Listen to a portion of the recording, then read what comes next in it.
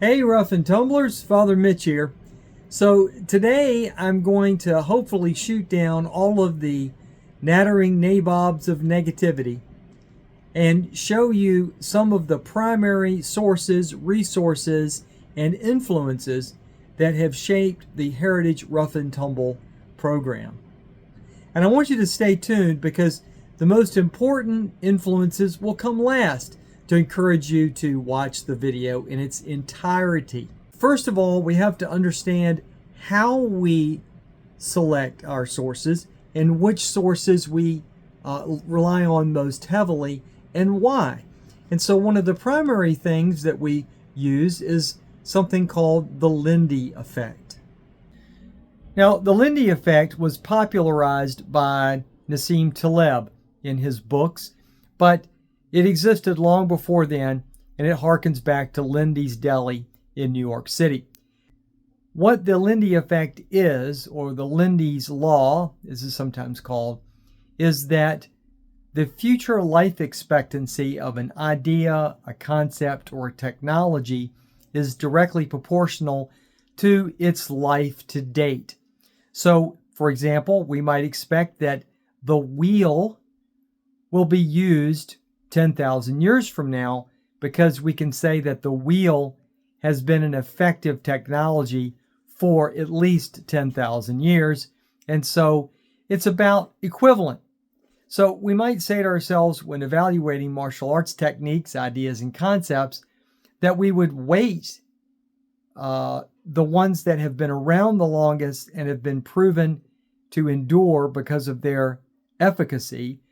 And so if we rely upon those most heavily, then we're likely to be using those techniques, 200 years from now. If we use a modern technique that's relatively untested and just cropped up within the last few years, then we might expect that it won't persist too far into the future. And we might say to ourselves that the things that have persisted this long, let's say since 1800 or 1900, we might say they survived because they worked. America is the great melting pot. So we have built into American Rough and Tumble martial arts styles from all over the world. We've got indigenous skills, we've got American boxing, American wrestling. One of our big influences is Lancashire wrestling. We know that Lancashire, or catch-as-catch-can wrestling from England, is the progenitor of Japanese shoot wrestling, Brazilian luta livre, American freestyle, American folk style wrestling, and many other forms of wrestling. We've got all kinds of skills. We have wrestlers and fighters of all stripes coming from all over the world. So we have East, we have West, we have Native, we have French boxing. We've got it all, and it's all mixed together into Rough and Tumble. We are a mongrel dog, and kind of proud of it. And we also weight Western martial arts more heavily than Eastern martial arts because Western martial arts have pretty much been the most successful ones, both in war and in mixed martial arts. So we know that, for example, 2/3 of mixed martial arts champions come out of Western wrestling, and that a huge majority of those who come out in striking competitions come out of boxing. So it's pretty much Western fighting. This is a big point of contention. So many people assert that we are not properly doing historical reconstruction. They're right. We are not historically reconstructing. We are reviving. And there is a difference. So if you go back into the historical record, let's say back to 1700, 1800, 1900, there are going to be a number of conflicting concepts in there. And so we're not doing HEMA work here. This is not the Historical European Martial Arts Association. We're not reconstructing, let's say, German longsword based on a German longsword manual. What we are doing is we are reviving Rough and Tumble. And so we're drawing on a number of different sources, trying to get the best of the best of the best of the rough and tumble tradition. Now, it wasn't codified, so let's remember that pure rough and tumble didn't exist as a system. So if you say that it did, you're kidding yourself. Rough and tumble was a name for no-holds-barred fighting in the early days of the colonial experience, specifically in the hill country of Virginia, from which it spread. So, again, we're not making a photograph in time and trying to reconstruct it. We are reviving the rough and tumble tradition of no-holds-barred fighting. Not for competition, but for self-defense. Now, you really can't study rough and tumble until you've read, first of all, the article by Elliot Gorn, which is called Gouge and Bite, Pull, Hair, and Scratch: The Social Significance of Fighting in the Southern Backcountry. I have a PDF of that, and I'll put a link to it in the description of this video. And this gives you an overview of where rough and tumble started and its earliest beginnings. So we should also talk about general reference books that we use to look things up. So let's start with dictionaries and encyclopedias. For a dictionary, we prefer the American Heritage Dictionary for obvious reasons. Rough and tumble is an American martial art, and so we like American words, and we like to retain the original meanings of those words. We also sometimes reference the 1913 Webster's, which is in the public domain. Here we have the famous 11th edition of the Encyclopedia Britannica, which dates back to 1910. This is one of our essential resources. It's very important to have good encyclopedias. Here we have the 14th edition of the Encyclopedia Britannica, and this is dated 1929. Here is another set of encyclopedias that we reference. This is the Encyclopedia of the Old West. It's one of my favorite resources. It's also one of Mark Hatmaker's favorite resources. You might ask, why is it a good idea to have multiple encyclopedias? I'll give you just one example. So if you were to, let's say, look up calisthenics, you'll find that there is no entry for calisthenics in the 1911. But there is an entry for calisthenics in 1929. The reason for this is that the word calisthenics wasn't really being used. Everything that was done outdoors was called field athletics, and everything done indoors was called gymnastics because it was done inside a gymnasium. So calisthenics does appear in the 1929 edition because things had changed a great deal between 1910 and 1929. So when you're doing historical research into calisthenics, you really can't find anything prior to the 1920s, not to mount anything, because that just wasn't a word people were looking for. Dictionaries and encyclopedias are important. Now let's talk about philosophy in general. So you should have a general understanding of philosophy. So some of the books that have influenced the way that we approach philosophy in this program generally are as follows. Walden and Civil Disobedience. These is an important Western philosophical book that was written during the frontier rough and tumble period. The Story of Philosophy by Will Durant, fantastic book. The Western Philosophers, excellent. The Greek Way. And of course, we would be remiss if we didn't deal with the great William James. Talks to Teachers on Philosophy, excellent book. And of course, William James, Pragmatism. And then, of course, The Varieties of Religious Experience by William James. And then this book, which is a modern book of philosophy, but was a big influence on me, and the way that I think about Western philosophy in general, which is Zen and the Art of Motorcycle Maintenance, which is really not about Zen or about motorcycle maintenance particularly, but it is an inquiry into values and a fantastic read. Now we should talk about indigenous skills as well as general history. Native Indian information, the Chickahominy Indians of Virginia, the Chickahominy Indians, Eastern Division. These are local Indians here to my area. A relation of Virginia. Now, this is Henry Spellman's diaries or memoirs about his life with the Powhatans and the Potawatomis. This is a fantastic resource. This is the Powhatan Indians of Virginia, their traditional culture by Helen Roundtree. Fantastic book. This is Studies in Southeastern Indian Languages.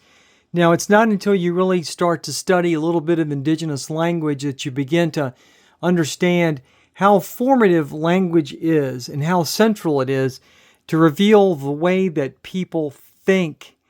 And so I was for a time involved in the Powhatan Language Restoration Project. I'm no longer involved in that, but it was a valuable enterprise, and I learned a great deal about how indigenous people think, or at least the indigenous of Virginia thought, and through their language construction. It's great to know some information or have some information about history in general. This is the journals of Robert Rogers of the Rangers. These are the guys that were the progenitors of the original Army Rangers. Tales of Mountain Men. We could talk about this all day and all night, but just a few. The Patriots Reference. This is an excellent book about early documents and early American history in general. If you haven't read Valley Forge by Bob Drury and Tom Clavin, this is a fantastic book that really takes you inside and will help you understand not only Valley Forge, but George Washington as one of the greatest generals and leaders of all time. So memoirs and biographies are great resources. These are the essays of Montaigne in 2 volumes. Recommended by Mark Hatmaker. Definitely fun to read. As well as some good biographies. Patrick Henry, David Crockett, those are great. So now let's look at some of the outdoor skills and nature appreciation material that have influenced the program. Of course, there's my original book, the Wildwood Workbook, Nature Appreciation and Survival.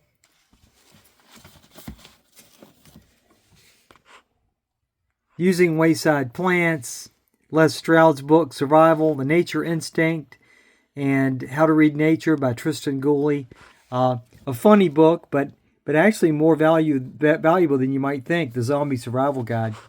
Obviously, the SAS Survival Handbook is important. Tom Brown, some people think Tom Brown is not legit. He might be a little bit of a, let's say, an exaggerator, but his book is still good. I love McDougall's Complete Tracker. I think it's a really solid book.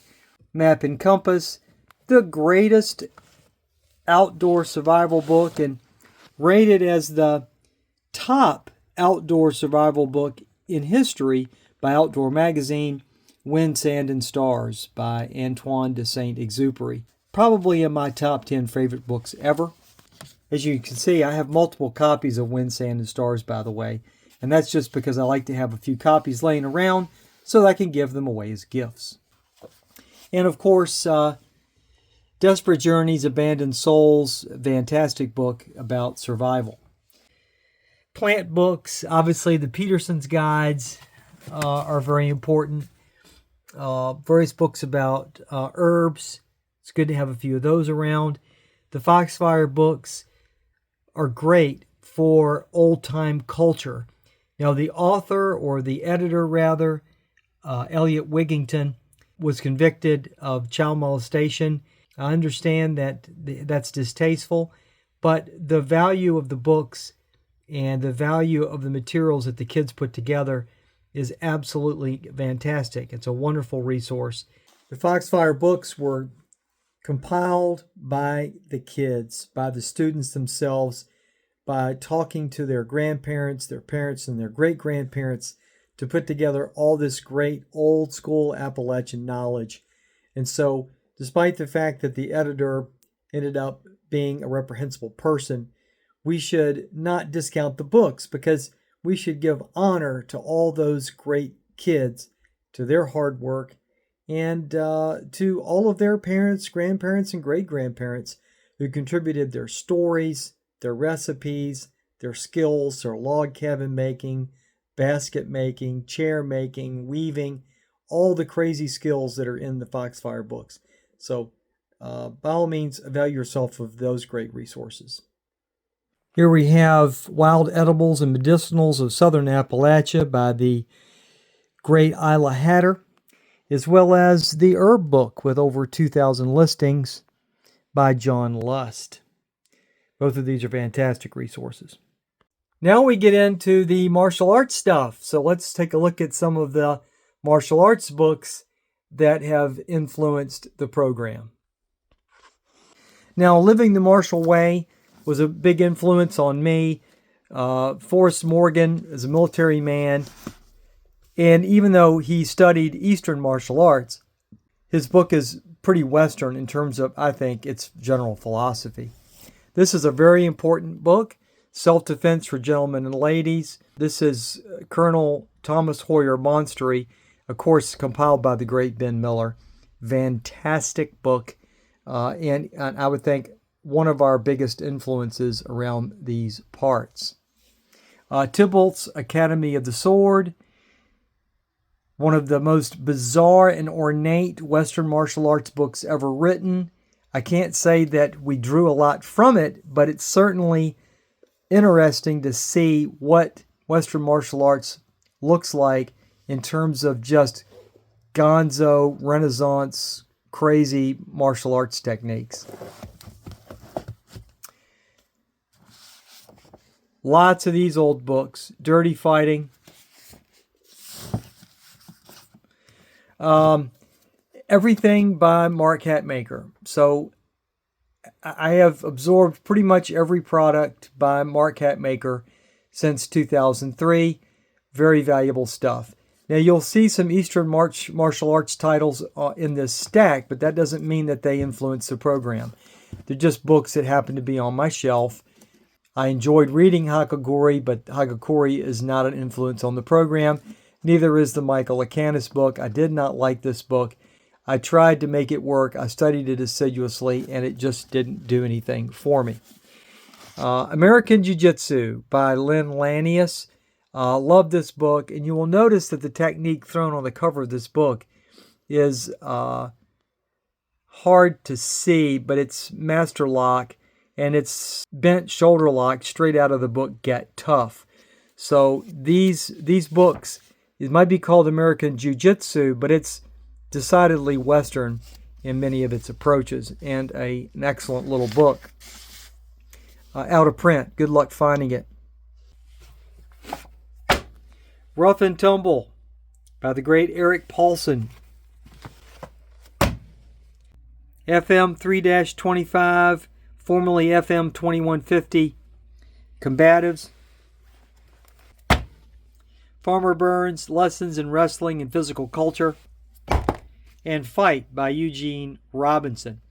It's not a technique book. It's about fighting in general. A gut-wrenching, in some places, revolting book.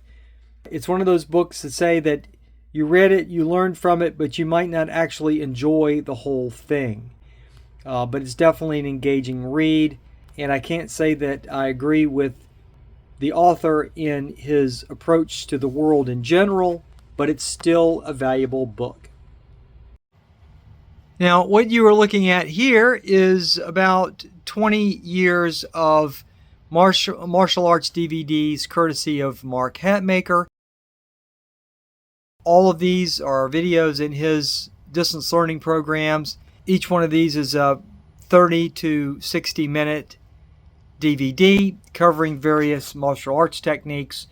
Mark Hatmaker is the voice of American Rough and Tumble, and so his material is must-see TV. His street survival self-defense system is good stuff. I would say that his floor bag workout is my favorite martial arts training DVD ever. I still watch this video. The disc is in a little kit that I keep by my favorite chair, and I try to watch it once every month or two and refresh myself and then get back to training it on a regular basis. Basic Grappling by Mike Swain. This is a good DVD early on, great for beginners. You won't be able to find this. This is a bootleg copy. Manny Silverio's Modern Combat Series. It's great for learning how to use pads and focus mitts for doing strikes and kicks in general. Hockheim's Basic Knife Training Course, which includes the War Post. That was a big influence on us and on the program. Although Hock studied Filipino martial arts, don't let that fool you. This is pragmatic Western martial arts for sure. It's not strictly a part of the Heritage Rough and Tumble, but it's sort of an adjunct to it, and that's the cane material. For that, the volumes 1, 2, and 3 of the Pierre Vigny-Lacan method. Fantastic series, Bertrand de Breuil-Lacan. I had the pleasure of training with Maestre de Breuil with the Maryland Savate Club some years ago. This DVD had a profound effect on the program. We ripped several techniques and drills straight out of this. And this is the World War II United States Marine Corps Combat Conditioning Training Films. A friend of mine gave me this DVD. I do not know where he got it or who produced it. It is utterly fantastic. A lot of really great techniques in this one. There are a number of other resources that we do not have paper copies of. We access those at archive.org. And so I'm going to just now paste in some screenshots of some of those books, which number in the hundreds, that we've referenced in our reconstruction and revival of American Rough and Tumble.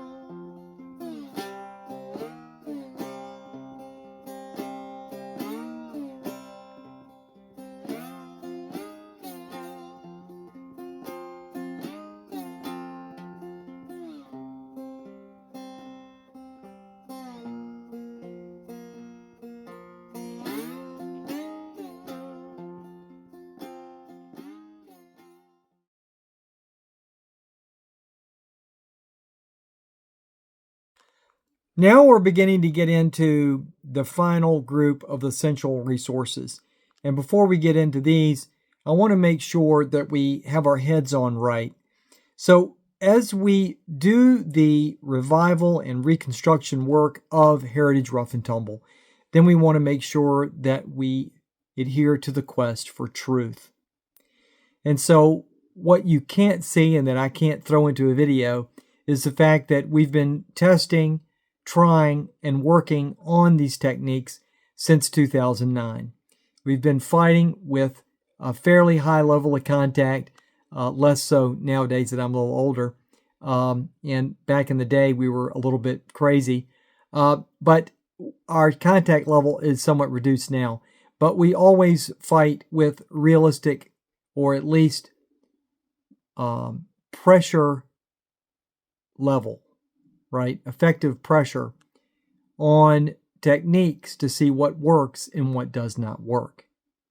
So we must be always questing for truth.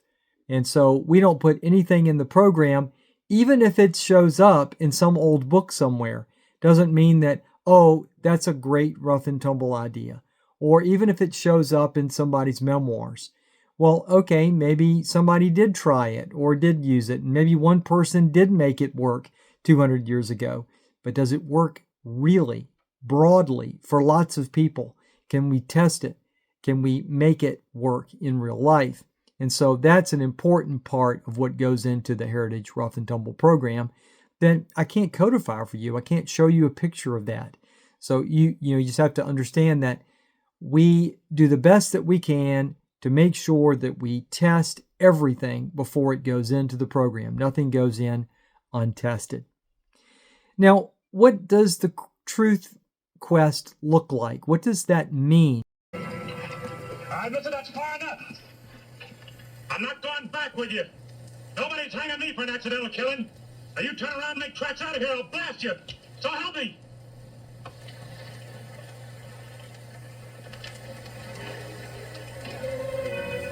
You out of your mind, mister? I warned you. I won't hang. I won't hang. I'll take that gun, John.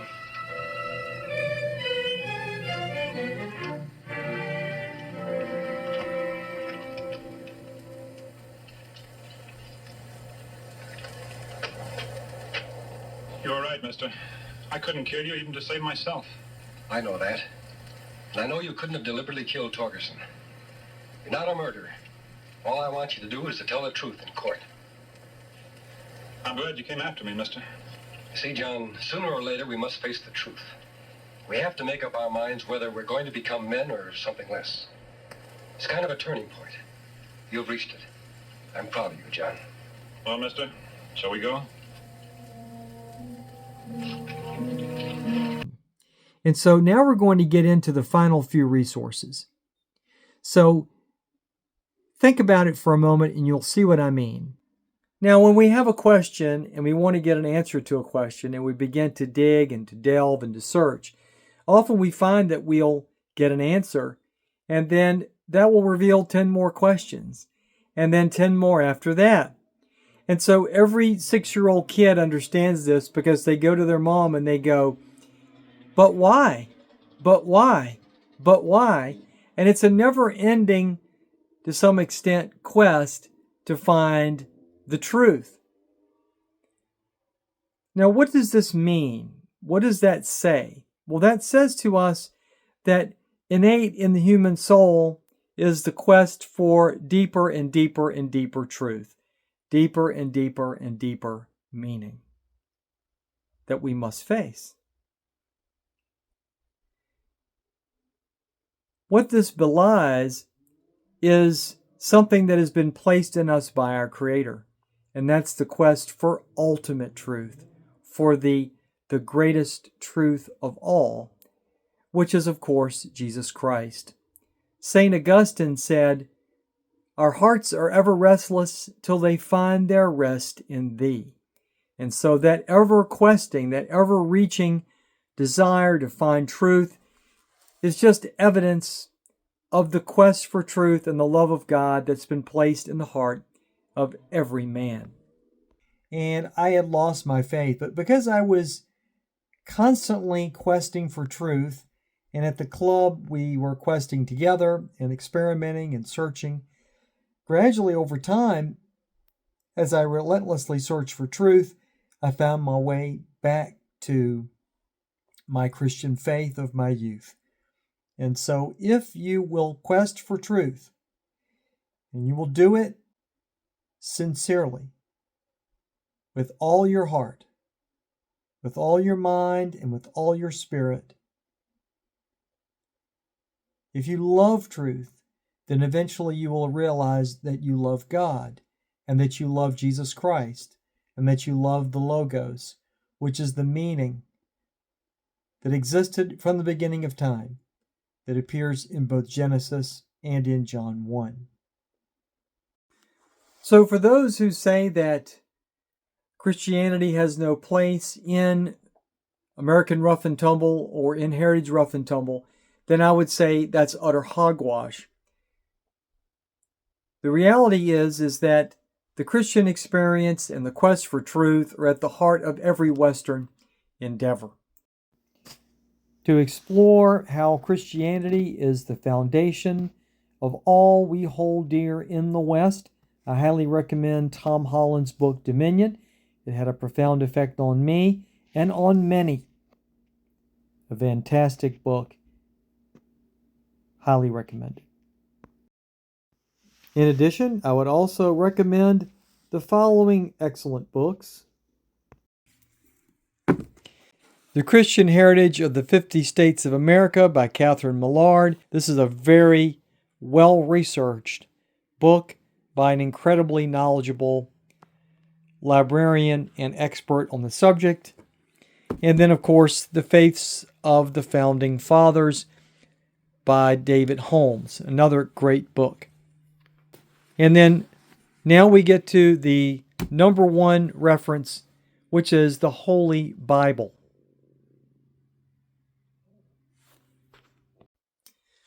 It's important to remember that the Holy Bible is not a book.